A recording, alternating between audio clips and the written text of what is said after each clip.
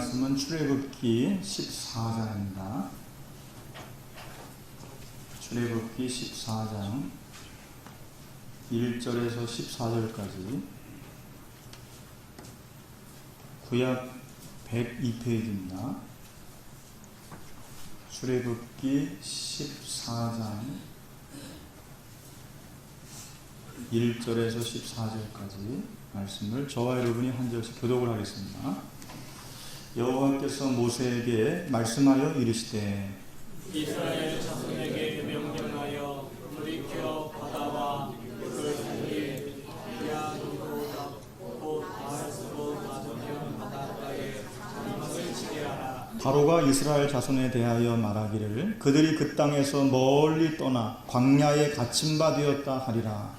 내가 바로의 마음을 완악하게 한즉 바로가 그들을 가려니 내가 그와 그의 온 군대로 말미암아 영광을 얻어 애국 사람들이 너를 여호와의 군을 알게 하리라 하시매 우리가 그대로 행하리라. 그 백성이 도망한 사실이 애굽 왕에게 알려짐에 바로와 그의 신하들이 그 백성에 대하여 마음이 변하여 이르되 우리가 어찌 이같이 하여 이스라엘을 우리를 섬김에서 놓아 보내었는가 하고 바로가 곧 그의 병거를 갖추고 그의 백성을 데리고 갈새 선발된 병거 600대와 애굽의 모든 병거를 동원하니 지휘관들이 다 거느렸더라. 여호와께서 애굽 왕 바로의 마음을 완악하게 하셨으므로 그가 이스라엘 자손의 길을 따르니 이스라엘 자손이 강대히 살았습니다. 애굽 사람들과 바로의 말들 병거들과 그 마병과 그 군대가 그들의 뒤를 따라 바알수본 맞은편 비아히롯 곁 해변 그들이 장막 친 데에 미치니라. 바로가 가까이 올 때에 이스라엘 자손이 눈을 들어 본즉 애굽 사람들이 자기들 뒤에 이르니라. 이스라엘 자손이 심히 두려워하고 여호와께 부르짖고 그들이 또 모세에게 이르되 애굽에 매장지가 없어서 당신이 우리를 이끌어내어 이 광야에서 죽게 하느냐 어찌하여 당신이 우리를 애굽에서 이끌어내어 우리에게 이같이 하느냐. 우리가 애굽에서 당신에게 이르나니 이것이 아니냐 이들을 우리를 내버려두라. 우리가 애굽 사람을 섬길 것이라 하지 아니하느냐. 애굽 사람을 섬기는 것이 광야에서 죽는 것보다 낫겠노라. 모세가 백성에게 이르되 너희는 두려워하지 말고 가만히 서서 여호와께서 오늘 너희를 위하여 행하시는 구원을 보라. 너희가 오늘 본 애굽 사람을 영원히 다시 보지 아니하리라. 여호와께서 너희를 위하여 싸우시리니 너희는 가만히 있을지어다. 아멘. 성령께서 이 자리에 여러분 한 분 한 분에게 임하시는 복의 날이 되시길 간절히 축복합니다. 아멘. 오늘은 너희를 위하여 싸우시는 여호와 이런 제목으로 말씀을 전하려고 합니다. 여러분이 결코 두려워할 이유가 없는 것이 여호와 하나님이 우리를 위해서 싸워주시는 겁니다. 그냥 우리가 싸우는 것 같은데 우리가 싸우는 게 아니고 하나님이 싸워주시는 거기 때문에 두려워할 이유가 없는 거죠. 이걸 우리가 믿느냐 안 믿느냐 그건 이제 우리의 몫입니다. 오늘 이 자리에 나오신 모든 분들이 하나님이 여러분 앞서 싸우시고 계심을 믿으시고 새 힘을 얻으시기를 주님의 이름으로 축복합니다. 출애굽기를 보면은 하나님께서 이스라엘 백성들에게 많은 기적들을 행하셨음을 우리가 알 수가 있습니다. 그래서 우리는 오늘 이 말씀을 보면서 어떻게 이스라엘이 이런 축복을 받게 되었는지 살펴볼 필요가 있겠죠. 그리고 우리도 이보다도 많은 응답과 축복을 누릴 수 있습니다. 출애굽기 13장 21절 22절에 보면은 하나님이 낮에는 구름 기둥으로 밤에는 불 기둥으로 이스라엘 민족을 보호하시고 인도해줬다고 나와 있어요. 그러니까 이제 광야 지대다 보니까 낮밤이 굉장히 기온차가 많고 낮에는 뭐 40도가 넘어가는 무더위가 되기도 하고 또 밤에는 영상 5도 이하로 떨어지기도 하고 그렇기 때문에 이 굉장히 기온 차이가 심한 곳이 바로 광야거든요. 그때 하나님께서는 낮에는 구름 기둥으로 그늘을 만드셔가지고 이스라엘 백성들을 보호해 주시는 겁니다. 또 밤에는 불기둥을 통해서 이스라엘 민족을 또 보호해 주시는 거죠. 그러니까 여호와 하나님은 여러분을 24시간 지키시고 보호해 주시는 줄로 믿으시기 바랍니다. 얼마나 감사해요. 누군가 나를 보호해 주는 보호자가 있다는 거. 이게 얼마나 감사한 겁니까? 자, 그럼 어째서 하나님은 이스라엘 백성을 더울 때는 구름 기둥으로, 추울 때는 불 기둥으로 보호하시면서까지 이들을 인도해 주시고 계시는가 하는 거예요. 이유가 있을 거 아니에요, 이유가. 이유는 딱 한 가지입니다. 이스라엘 백성이 애굽의 노예로 있다가 애굽에서 빠져나왔기 때문에 그렇습니다. 다른 이유가 아니에요. 그거밖에 이유가 없습니다. 하나님이 구원하신 백성이기 때문에 그런 거예요. 하나님이 구원하신 성도이기 때문에 그런 것입니다. 그것이 바로 이유예요. 이스라엘 백성들이 애굽의 노예로 살다가 이들이 자유를 얻어서 출애굽했다라고 하는 것은 오늘 우리에게 굉장히 중요한 메시지입니다. 왜냐하면 이 말은 여러분의 운명이 바뀌지 않고는 어떤 경우에도 결코 하나님의 축복을 받을 수 없다는 말과 같은 것이에요. 그래서 어떤 의미에서 구원받았다라고 하는 말은 운명이 바뀌었다는 말과 같은 말입니다. 운명이 바뀐 거예요. 세상에는 얼마나 많은 운명론자가 있습니까? 운명은 정해져 있다. 사주팔자가 정해져 있다. 사람들이 다 거기에 매여 있잖아요. 근데 우리는 운명이 이제는 문제가 되지 않아요. 왜? 우리는 운명에 빠진 인생에서 하나님의 능력의 손길로 빠져나왔거든요. 만약에 북한에서 스파이를 보내가지고 청와대라든지 아니면 중요한 그런 군부대를 공격하라고 지시를 내렸다고 한번 가정해 보시기 바랍니다. 이 스파이들이 생각해 보니까 그래도 그렇지 우리가 죄 없는 사람들을 어떻게 죽일 수 있냐. 이거는 아무리 명령이라고 할지라도 우리가 받들 수가 없다. 그래서 이 사람들이 자수를 했습니다. 여러분 스파이라도 자수를 하면 어떻게 되는 겁니까? 용서를 받죠. 자수를 했으니까. 그것으로 끝나는 것이 아니라 이제 이 사람들은 대한민국 국민으로서 생각을 하고 국가에서 보호해 주는 겁니다. 전에는 북한 그런 신분이었지. 북한 사람들 신분이었지. 이제는 대한민국의 신분이 된 거거든요. 그럼 이제 국가에서 이 사람들을 지켜줘야 될 의무가 있는 거예요. 책임이 있는 거예요. 마찬가지로 우리가 사탄 마귀의 권세에서 완전히 빠져나왔기 때문에 하나님께서는 구름 기둥과 불 기둥으로 우리를 보호하신다는 것입니다.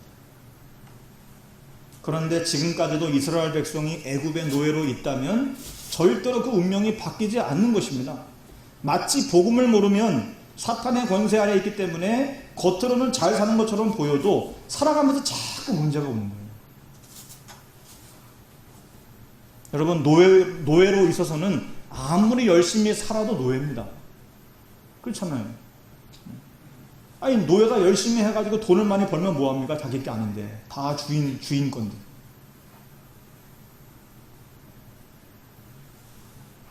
아무리 노예가 바르게 살고 자녀를 낳고 자녀를 잘 키워도 그 자녀는 축복을 못 받습니다. 왜? 노예인데.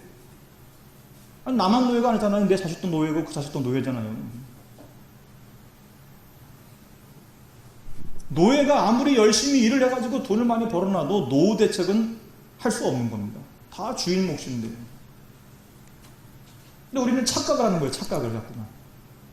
내가 열심히 해가지고 막 돈을 많이 벌어 놓으면 이걸 내 거라고 생각합니다. 그렇지 않아요.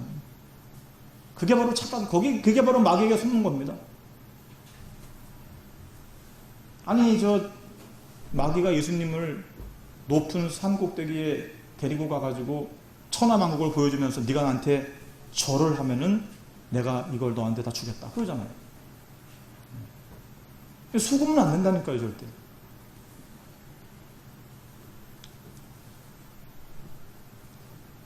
그래서 방법은 하나밖에 없습니다. 이 노예의 신분에서 운명에서 빠져나와서 새로운 삶을 살면 되는 거예요. 그래서 고린도후서 5장 17절에 보니까 그런즉 누구든지 그리스도 안에 있으면 새로운 피조물이라. 이전 것은 지나갔으니 보라 새 것이 되었도다 라고 그렇게 바울이 복음을 전한 거예요. 그래야만 여러분 우리 모두는 사탄의 권세와 운명에서 빠져나올 수가 있는 겁니다. 새 사람이 되는 거예요. 그래야 하나님이 만드신 원래의 그 사람의 모습을 회복하는 것입니다. 그래야만 점을 칠 필요가 없는 것이고 사주팔자를 볼 필요가 없는 것이에요. 그래야만 미신을 믿을 필요가 없는 겁니다.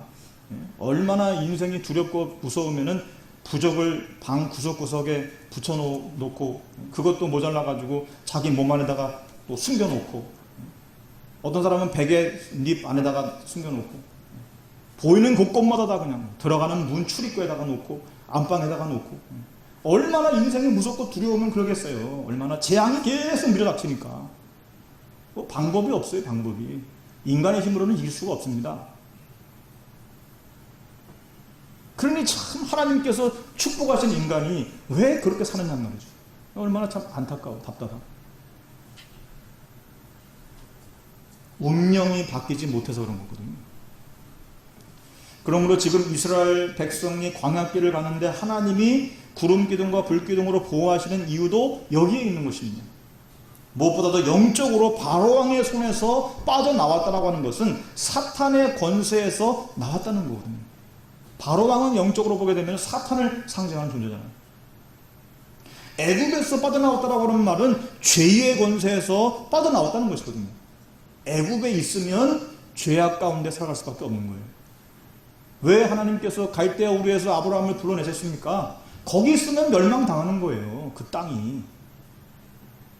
아니 완전히 세상문화로 장악되어 있는 그런 갈대아 우르잖아요. 거기 우상 얼마나 우상 신전이 많고 사람들이 다 우상을 믿고 거기 있으면 결국 멸망당하는 거예요. 아무리 선하게 바르게 내가 살아도 안 된다니까요. 안 돼요. 안 돼요. 나오는 것입니다. 거기 나와야 되는 거거든요. 그래서 하나님이 지시하신 곳으로 가야 되는 것이거든요. 그곳이 어디예요? 메시아가 오실 땅으로 가는 겁니다. 그리스도가 오실 땅으로 가는 거예요. 그래서 아브라함이 그의 식구들을 데리고 가나안으로 간 거거든요. 이유가 다 있는 거예요. 그게.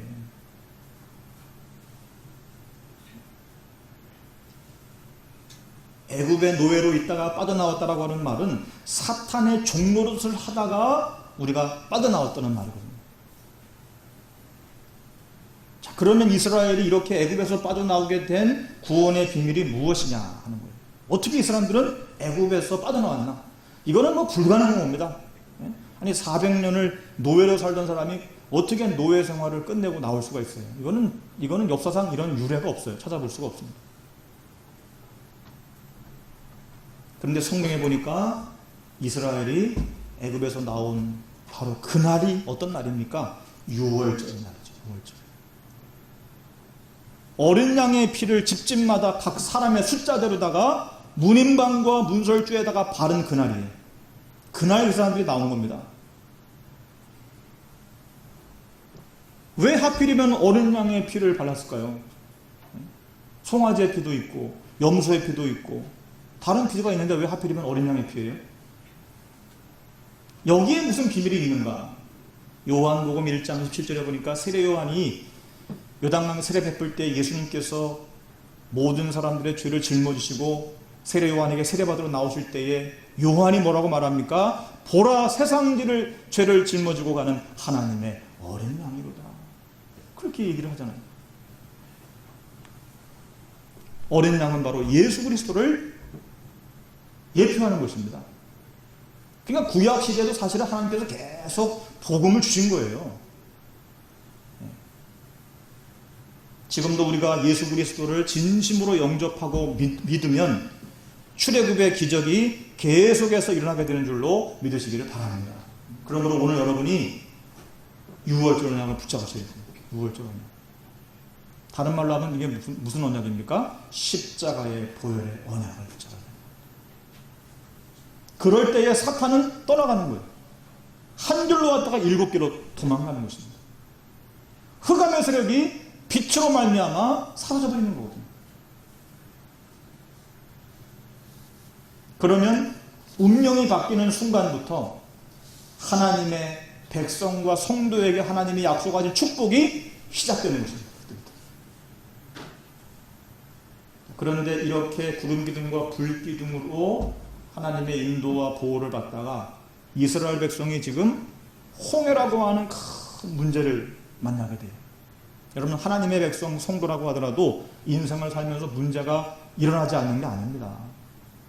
문제가 일어난다니까요. 계속 환란이 닥친다니까요. 시련이 온다니까요. 그것도 그 이스라엘 백성들이 지금 어떤 문제입니까? 진퇴양난, 진퇴양난. 앞으로도 나갈 수도 없고 뒤로도 빠질 수도 없는 상황. 앞으로 가려니 홍해가 가로막혀 있죠. 뒤로 갈라니 애굽의 강한 군대가 지금 이스라엘 백성들을 잡으러 온 거예요. 자, 이때 이스라엘 백성들은 두 종류의 사람으로 나누어지게 됩니다. 하나는 하나님의 언약을 붙잡고 기도하는 사람들이 있었어요. 다른 한쪽은 원망과 불평을 하는 사람들입니다. 그런데 그 숫자를 헤아려 보니까 기도하며 하나님의 언약을 붙잡은 사람들은 아주 극소수예요. 0.0001%밖에 안 돼요. 대다수가 거의 전부가 원망하고 불평하면서 이렇게 말을 합니다. 11절에 보니까 그들이 모세에게 이르되 애굽에 매장지가 없어서 당신이 우리를 이끌어내어 이 광야에서 죽게 하냐. 아니 애굽에도 사람 죽을 때가 많고 매장할 때 많은데 여기서 우리가 죽어야 되냐 광야에서. 이미 이 사람들은 완전히 죽을 거라고 생각하고 있는 거죠. 12절에는 뭐라 했습니까? 우리가 애굽에서 당신에게 이른 말이 이것이 아니냐. 우리를 내버려 두라. 우리가 애굽 사람을 섬길 것이라고 하지 아니하느냐. 아니 그냥 애굽 사람들 우리가 섬기게 내버려 두지 왜 굳이 우리가 여기를 이끌어내가지고 여기서 우리를 죽게 하냐. 참, 하나님께서는 그들의 부르짖음을 들으시고 그들을 불쌍히 여겨가지고 모세라고 하는 사람을 택하셔가지고 이끌어 주신 것인데 불평하고 있는 거죠. 왜 데리고 왔냐. 왜 우리를 구원했냐 이 말이에요. 쉽게 말하면. 지금도 신앙생활하는 성도들 중에서 이런 사람들이 종종 있죠. 인생에 큰 문제가 와가지고 견딜 수 없는 환란이 오게 되면은 하나님께서 왜 나를 부르셨는지, 나를 왜 택하셨는지 그렇게 불평하는 사람들 많잖아요. 지금도 이런 사람이 있다니까요. 아주 많이 있어요. 아주 많이. 13절에 보니까 이런 가운데서도 기도하는 사람들이 있었습니다. 모세가 백성에게 이르되 너희는 두려워하지 말고 가만히 서서 여호와께서 오늘 너희를 위하여 행하시는 구원을 보라. 너희가 오늘 본 애굽 사람을 다시는 보지 아니하리라. 모세를 비롯해서 몇몇 사람들, 이 사람들은 하나님이 주신 언약을, 그 언약이 뭡니까? 너희가 가나안에 들어갈 것이다. 그 언약이거든요. 그 언약을 붙잡은 겁니다. 그리고 기도한 거예요. 하나님께서 역사해달라고. 그 결과는 여러분도 아시다시피 홍해가 갈라지는 기적이 일어났잖아요. 여러분 지금도 이 사건은 이집트에서 거부하지 못하고 인정하는 역사입니다. 실제로 이집트 역사 기록에 보면은 홍해 이집트 왕과 군인들이 빠져 죽은 기록이 있어요. 성경에만 나와 있는 기록이 아닙니다. 이집트 역사에 나와 있는 기록이에요. 어째서 모세가 이렇게 담대하게 말할 수 있었을까요? 사실 모세도 원래부터 그런 사람 아니었잖아요. 모세도 불신앙의 사람 중에 한 명이었죠. 그런데 14절에 보니까 여호와께서 너희를 위하여 싸우시리니 너희는 가만히 있을지니라 그랬어요. 하나님이 너희를 위해 싸우시는데 너희가 할 게 아무것도 없다. 여기서 우리가 붙잡아야 할 언약이 많이 나오죠. 첫째는 뭐냐? 정체성입니다. 한마디로 우리가 누구이냐? 너희는 누구냐라고 하는 거예요. 모세는 누구보다도 자기 정체성을 깨달았습니다. 더 정확하게 말하면은 모세는 이스라엘 백성이 애굽에서 종노릇할 사람들이 아니라 하나님의 뜻대로 세계를 살려야 하는 하나님의 백성으로 부름받았다는 것을 알고 있는 겁니다. 이게 굉장히 중요한 거예요. 여러분, 내가 지금 누구인지를 잘 모르잖아요. 그러면 세상에서 살죠. 밥 먹고 살죠. 요즘 밥 먹지 못하는 사람 없잖아요. 밥은 먹고 살죠. 그런데 세상에 종을 타는 사람입니다. 그리고 세상에 그 배후에는 누가 있습니까? 마귀가 도사리고 있다는 것을 아셔야 돼요. 그러니까 결국 마귀가 좋아하는 일을 지금 하고 있는 거예요. 자기도 모르게. 하나님이 저와 여러분을 구원하신 이유가 있잖아요. 목적이. 아니 그 목적과 그 방향으로 가야 되는데 그게 아니라 지금 엉뚱하게 살아가고 있는 겁니다.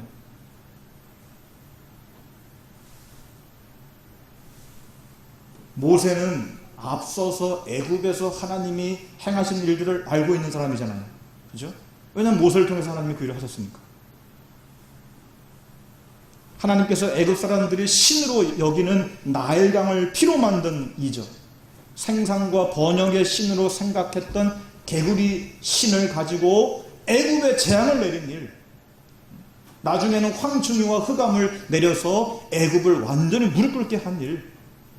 그런데도 애굽 왕인 바로 왕은 항복하지 않잖아요. 그죠? 많은 기적과 이사를 행하셨음에도 불구하고 바로 왕은 끝까지 이스라엘 백성을 놓아주지 않잖아요. 아니 우리가 상식적으로 생각하면 이런 놀라운 일들이 막 일어나면 빨리 이제는 보내줘야 될 거 아니에요. 근데 끝까지 안 보내요. 그게 바로 사탄입니다. 여러분 아시겠어요? 많은 기적이 일어나도 사탄은 여러분 눈 하나 꼼짝하지 않아요. 사탄도 그걸 할 수 있거든요. 자기도 능력이 있어가지고. 그런데 언제 바로 왕이 항복을 하고 이스라엘 백성들을 나가라고 합니까? 양의 피를 바른 6월절이죠. 그날 나갔다니까. 그날. 이게 뭘 의미하는 겁니까 여러분? 정말 내가 예수 그리스도 십자가의 보혈의 피를 믿고 받아들이는 순간에 사탄은 떠나가는 줄로 믿으시기 바랍니다. 이게 바로 복음이라니까요. 그 어떤 공로나 노력이나 업적으로도 안 된다니까요. 여러분이 헌금을 10억을 해도 안 된다니까. 할 10억도 없지만. 그러니까 중세시대에는 헌금을 많이 하면은 그걸 보고서 네 죄를 사하노라 이래가지고 이제 천국 티켓도 주고 이렇게 했잖아요. 그래가지고 기독교가 망한 거 아닙니까? 중세시대에. 그래서 마틴 루터가 복음을 회복했잖아요. 의인은 믿음으로 말미암아 사는 것이다. 아니 그 얘기 하나 들고 일어나가지고 유럽을 바꿔버렸잖아요. 그게 전 세계로 그게 파악되잖아요. 그래서 개신교가 일어난 거 아닙니까? 다시 우리 개신교 기독교가 중세시대로 돌아가면 안 돼요. 정신 바짝 차려야 됩니다.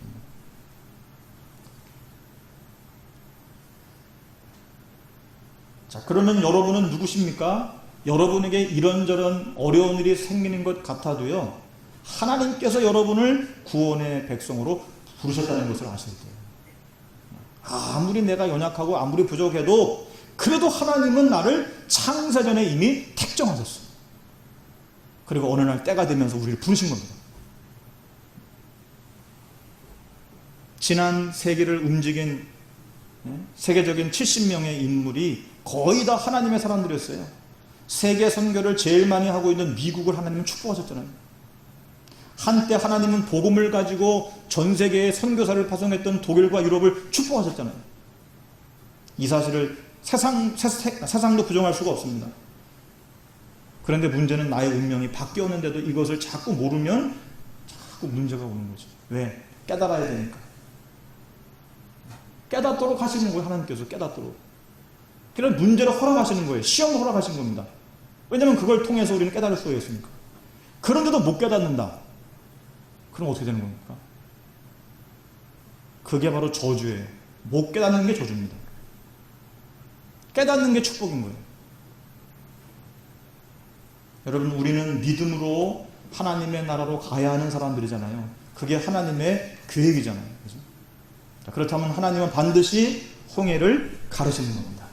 왜? 갈라야 될 거 아니에요. 그래야 갈 거 아닙니까? 따라오는 애국 군대는 하나님이 완전히 멸하실 것이다라고 하는 믿음이죠. 실제로 이스라엘은 한 번도 싸우지 않고도 결국 승리했잖아요. 싸우지 않고도 승리했잖아요. 이게 진정한 승리입니다, 여러분. 싸워서 이기는 승리는 누가 못합니까, 그거. 세상 세계사의 많은 영웅들이 다 싸워가지고 사람 죽여가지고 다 땅 차지하고, 그래서 영웅 된 거잖아요. 그 영웅들의 삶은 다 비참합니다. 보면 다 마무리가 다. 행복하게 죽을 사람들 없어요, 별로. 우리 기독교는 그게 아니라니까요. 예수님은 그런 분 아니에요. 싸우지 않고 승리하시는 분입니다. 싸우지 않고. 자신이 오히려 희생하는, 하나님의 미래 되는 겁니다. 그게 기독교라니까요. 얼마나 멋져요, 여러분. 얼마나 멋져. 참 멋있는 것 같아요. 아무리 생각해도. 여러분이 꼭 기억해야 합니다. 왜 사람들이 신앙생활하다가 자꾸 무너지고 교회 다니다가 자꾸 실패하는지. 왜 자꾸 나이가 들면서 문제가 오는지. 한 가지밖에 이유가 없어요. 아직도 운명이 안 바뀌어서 그런 겁니다. 아직도 안 바뀌었어요.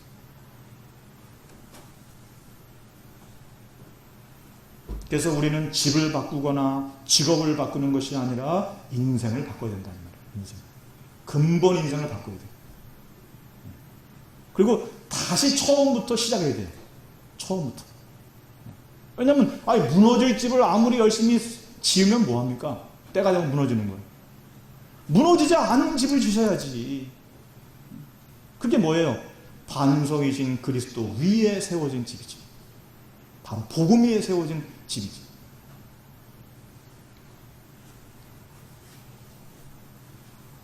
오늘 13절에 너희는 두려워하지 말라. 가만히 서서 오늘 여호와께서 행하시는 구원을 보라. 그랬습니다. 호랑이 여러분 모두에게도 가시는 길에 홍해가 갈라지는 역사와 기적이 나타날 수 있기를 주님의 이름으로 축복합니다. 두 번째는요, 14장 19절에 보니까 이스라엘 앞서 하나님의 사자를 보내시는 기록이 나와요. 자, 14장 19절 같이 한번 읽어보겠습니다. 시작.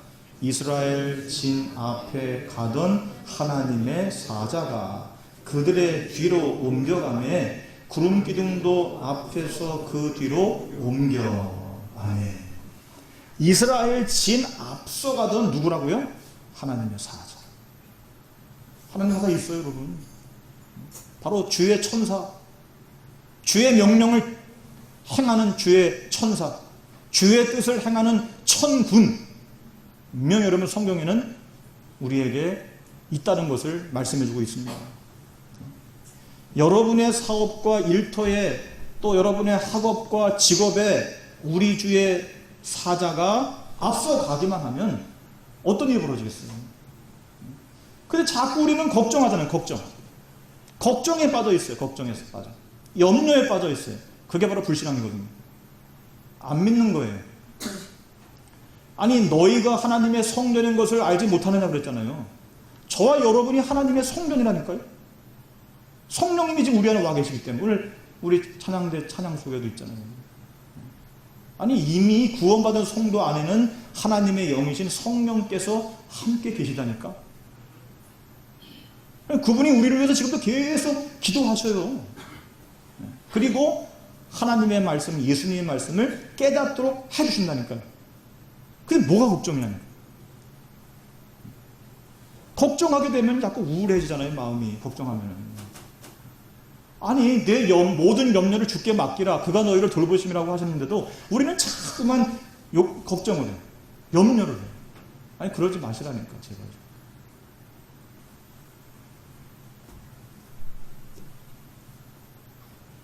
불신앙을 심어주는 존재 마귀와 사탄입니다. 거짓의 아비잖아요. 거짓의 아비. 하나님은 우리에게 절대로 걱정하고 두려운 마음 안 주십니다. 평안을 주시는 분이시지. 내가 주는 평안은 세상에 주는 평안과 같지 아니하다. 하늘에서 주시는 평안, 그거는 참 평안이에요. 참 평안. 근데 자꾸 평안이 깨지고 있다. 내 마음이 자꾸 불안해지고 자꾸 뭔가 염려를 하고 있다. 그건 지금 사탄이 균열을 일으키는 거죠. 우리의 심령을, 마음을. 거기에 속으면 안 된다니까. 그러니까 두려운 마음이 생기잖아요. 오늘 이스라엘 백성처럼. 두려운 마음이 생기니까 어떻게 됩니까? 불신앙에 빠지고. 불신앙에 빠지니까 그때부터 뭐가 나와요? 불평이 나오고 원망이 나오고. 왜 우리를 여기로 데리고 나왔냐고. 왜 우리를 구원했냐고. 이런 식이 되는 거죠.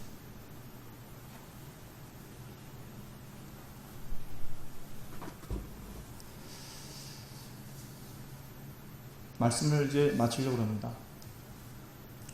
왜 하나님이 이스라엘을 홍해로 인도하셨는가? 여기 본문 말씀 3절하고 4절에 보면은 재미란 말이 나와요.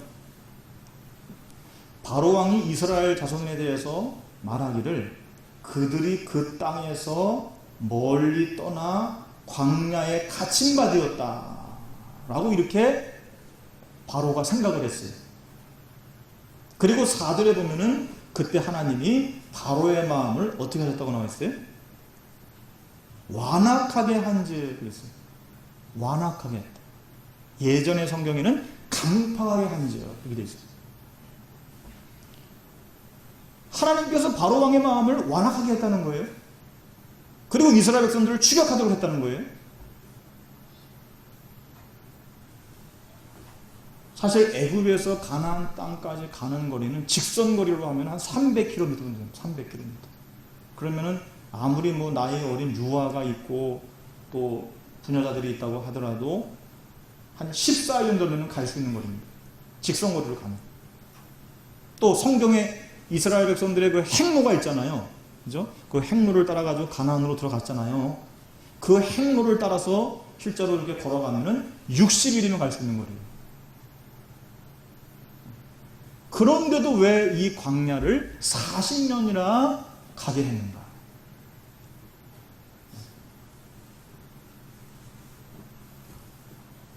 이유는 간단합니다. 아직도 이스라엘 백성들이 노예 근성과 노예 체제를 가지고 있는 거예요. 왜냐하면 400년 동안 노예 생활했잖아요. 이게 얼마나 뿌리가 깊은지요. 완전히 노예 근성이 각인되어 있어요. 각인되어 있어요. 그래서 어려운 일만 있으면 불평하는 거예요. 힘든 일만 있으면 불평해요. 원망하고. 애굽의 문화, 이 문화에 완전히 지금 젖어 있는 겁니다. 애굽의 문화가 뭡니까? 우상 문화잖아요.